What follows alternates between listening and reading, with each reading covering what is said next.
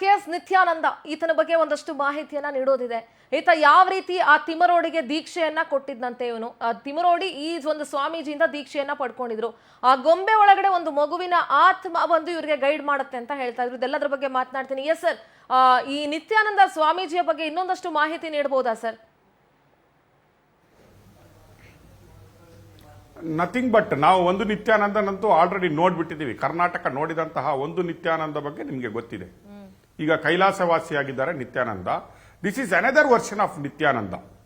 Okay, ನಿತ್ಯಾನಂದನ ಬಗ್ಗೆ ಇಡೀ ಜಗತ್ತಿಗೆ ಗೊತ್ತಿದೆ. KS ನಿತ್ಯಾನಂದ ಅಂತ ಚಿಕ್ಕಮಂಗ್ಳೂರಲ್ಲಿರೋದು ಈ ಸ್ವಾಮೀಜಿ. ಈ ಸ್ವಾಮಿ ಸ್ವಯಂ ಘೋಷಿತ ಸ್ವಾಮಿ. ನಾನು ಹೇಳ್ತೀನಿ ಕೇಳಿ, ಯಾರಾದ್ರೂ ಒಂದು ತುಂಡು ಬಟ್ಟೆ ಹಾಕೊಂಡ್ರೆ ಅವನು ಸ್ವಾಮೀಜಿ ಆಗಲ್ಲ. ತಲೆ ಉದ್ದ ಇಟ್ಕೊಂಡು ಜಟಾಧಾರಿ ಆಗ್ಬಿಟ್ರೆ ಅವನು ಸ್ವಾಮೀಜಿ ಆಗಲ್ಲ. ಒಂದು ಒಂದು ಮಗುವಿನ ಗೊಂಬೆ ಇಟ್ಕೊಂಡು ಅದರಲ್ಲಿ ಯಾವುದೋ ಒಂದು ಸತ್ತು ಹೋದ ಮಗುವಿನ ಆತ್ಮ ತನ್ನೊಳಗಡೆ ಬಂದು ಭೈರವಿ ಬಂದು ಕೂತ್ಕೊಂಡಿದೆ.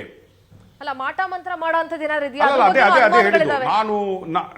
ನಾನು ಮಾಟ ಮಂತ್ರ ಮಾಡ್ತೀನಿ, ನಾನು ಧರ್ಮಸ್ಥಳದವರನ್ನು ಈ ಗೊಂಬೆಗೆ ಏನಾದ್ರೂ ಚುಚ್ಚಿಬಿಟ್ಟೆ ಸಾಯಿಸ್ತೀನಿ.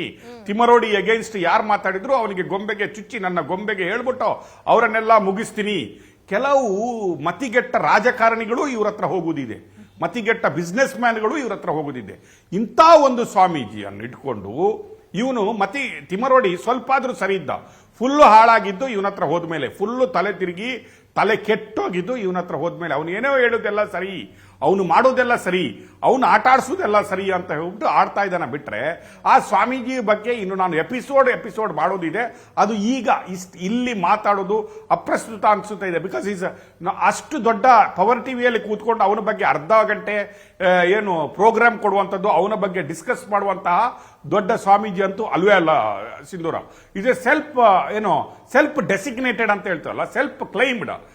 ಇದು ಒಂದು ಗುಹೆಯಲ್ಲಿ ಕೂತ್ಕೊಂಡು ಅಲ್ಲೇ ಕೂತ್ಕೊಂಡು ತಂದು ಒಂದು ಕ್ಲೈಂಟ್ ಮಾಡ್ಕೊಂಡು, ನೀವು ನೋಡಿ, ನೀವು ಫೇಸ್ಬುಕ್ಗೆ ಹೋಗ್ಬಿಟ್ಟು KS ನಿತ್ಯಾನಂದ ಚಿಕ್ಕಮಂಗ್ಳೂರು ಅಂತ ಹೊಡಿರಿ, ಆಗ ಬರುತ್ತೆ. ನೀವು ಆ ವೇಷಭೂಷಣ ನೋಡಿ.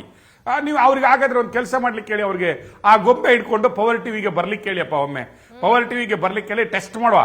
ಅವರು ಸ್ವಾಮೀಜಿ ಜಾಸ್ತಿ, ಅವ್ರಿಗಿಂತ ನನಗನ್ಸುತ್ತೆ ನಾನೇ ಸ್ವಲ್ಪ ಸ್ವಾಮೀಜಿ ಜಾಸ್ತಿ ಇದ್ದೇನೆ ಅಂತ ಅನ್ಸುತ್ತೆ ನನಗೆ. It is just it is waste of time discussing about him.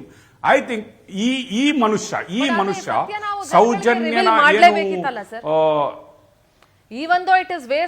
ಅದಕ್ಕೆ ನಾನು ಹೇಳ್ತಾ ಇರೋದು.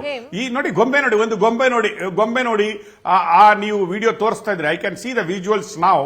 ನೀವು ಆ ವಿಡಿಯೋ ನೋಡ್ತಾ ಇದ್ರಿ. ಈ ಒಂದು ವೈಜ್ಞಾನಿಕ ಯುಗದಲ್ಲೂ ಕೂಡ ನಾವು ಇಷ್ಟು ಮುಂದುವರಿದ ಭಾರತ ದೇಶ ಅಂತ ಹೇಳ್ತೀವಿ. ಇಂತಹ ಕಪಿಚೇಷ್ಟೆ ಮಾಡುವವರು ಕೂತ್ಕೊಂಡ್ಬಿಟ್ಟು ಯಾವುದೋ ಒಂದು ಮಗುವಿನ ಗೊಂಬೆಯನ್ನು ಡ್ರೆಸ್ ಹಾಕೊಂಡ್ಬಿಟ್ಟು ಕೂತ್ಕೊಂಡ್ಬಿಟ್ಟು ಅದನ್ನು ನನ್ನ ಆತ್ಮ ಬಂದಿದೆ ಅಂತ ಹೇಳುವ ನಂಬುವ ಮೂರ್ಖರು ನಮ್ಮ ದೇಶದಲ್ಲಿ. ಧರ್ಮವನ್ನು ನಾವು ನಂಬಬೇಕು, ದೇವರನ್ನು ನಾವು ನಂಬಬೇಕು, ವೈಜ್ಞಾನಿಕತೆಯನ್ನು ನಾವು ನಂಬಬೇಕು, ದೇವರ ಮೇಲೆ ಟ್ರಸ್ಟ್ ಇರಬೇಕು, ಭಕ್ತಿ ಇರಬೇಕು. ಅಲ್ಲ, ಮೌಢ್ಯ ಅಲ್ಲ ಇದು, ಮೂರ್ಖತನ. ಇದು ಮೌಢ್ಯತೆನೂ ಅಲ್ಲ. ಈಗ ಕೆಲವು ಮೌಢ್ಯತೆಗಳನ್ನು ನಾವು ಮೆಚ್ಕೊಬಹುದು, ಕೆಲವು ಮೌಢ್ಯತೆಗಳನ್ನು ನಾವು ಒಪ್ಕೊಬಹುದು, ಕೆಲವು ಮೌಢ್ಯತೆಗಳಲ್ಲಿ ನಾವು ಸೈಂಟಿಫಿಕಲ್ ರೀಸನ್ಗಳನ್ನು ನೋಡಬಹುದು. ಕೆಲವರು ಯಾವುದು ಮೌಢ್ಯ ಅಂತ ಕರೀತಾರೆ ಅದರಲ್ಲಿ ನಾವು ನಮ್ಮ ಹಿರಿಯರು ಇಟ್ಟಂತಹ ಸೈಂಟಿಫಿಕಲ್ ರೀಸನ್ಗಳನ್ನು ನೋಡಬೇಕು. ಆದ್ರೆ ಎದುರುಗಡೆ ಗೊಂಬೆ ಇಟ್ಕೊಂಡು ಈ ಕೋತಿನಂತ ಕೂತ್ಕೊಂಡಿದಾನಲ್ಲ, ಇದು ಗತಿಗೇಡು ಅಂತ ಹೇಳೋದು. ಇದು ಮೂರ್ಖತನ ಅಲ್ಲ. ಇದರಷ್ಟು ನಾನು ಅವನಿಗೆ ಒನ್ ಅವರ್ ಬೇಕಾದ್ರೆ KS ನಿತ್ಯಾನಂದನಿಗೆ ಅವನ ಪುರಾಣಗಳು, ಅವನ ಏನಾದ್ರು ದೊಡ್ಡದೇನಾದ್ರೂ ಚಮತ್ಕಾರಗಳನ್ನು ಏನಿದ್ರೆ ಸ್ಯಾಟಲೈಟ್ ಚಾನೆಲ್ ಅಲ್ಲಿ ಫ್ರೀ ಆಗಿ ಕೊಟ್ಬಿಡುವ. ಬಾಪ ನಿತ್ಯಾನಂದ, ಸ್ಯಾಟಲೈಟ್ ಚಾನೆಲ್ ಅಲ್ಲಿ ನೀನು ಫ್ರೀ ಆಗಿ 1 ಅವರ್ ನಿನ್ನ ಚಮತ್ಕಾರವನ್ನು ತೋರಿಸು.